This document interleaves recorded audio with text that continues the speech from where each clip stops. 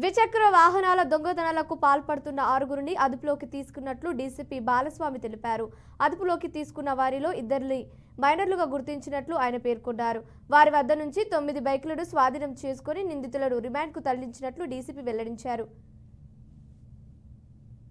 కేసులు కూడా మన చిలకలగూడ గాంధీ హాస్పిటల్ నుంచే తీశారు. అందులో సీసీటీవీ ఫుటేజ్ వచ్చింది కాబట్టి వీళ్ళని పట్టుకోవడం జరిగింది. సో టోటల్ మొత్తం 2 కేసులలో కల్పించి మొత్తం 9 వెహికల్స్ రికవరీ చేయడం జరిగింది. 9 వెహికల్స్లో total worth around 9 lakhs. Because ఇందులో వెహికల్స్ చూస్తే ఒకటొకటి 1,50,000, 2 lakhs వరకు కూడా ఉన్నాయి కేటీఎం వెహికల్స్. సో అవి కూడా మీరు చూడవచ్చు.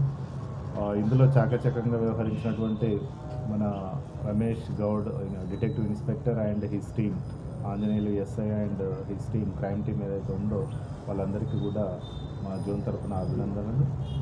వాళ్ళకు రివార్డు కూడా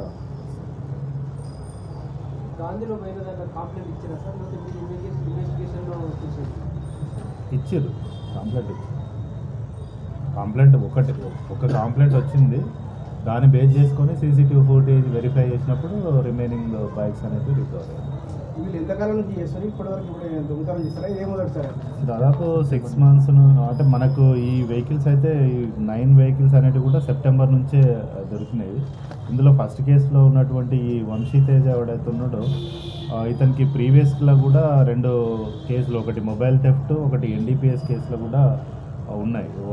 మొబైల్ థెఫ్ట్ అనే ప్రెసెంటెడ్ 2 గ్యాంగ్స్, ఒక కేసులో 3 ఉన్నారు, తర్వాత ఇంకొక దాంట్లో 2, అందులో ఒకరు రిసీవర్. సో మొత్తము 6 మెంబర్స్ని ఈరోజు పట్టుకోవడం జరిగింది. ఇందులో ఫస్ట్ కేసులో చూస్తే A1 వంశీ తేజ, ఇతను 21 years.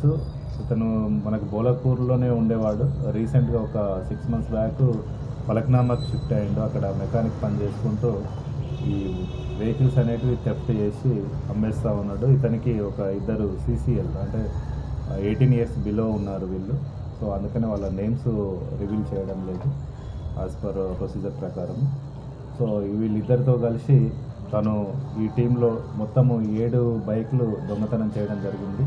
అందులో Chilakalguda PS limits Gandhi hospital area నుంచి 2, ఆ తర్వాత మేడిపల్లి PS అండర్ రాచకొండ కమిషనరేట్లో మేడిపల్లి PS నుంచి 3, ఉప్పల్ నుంచి 2.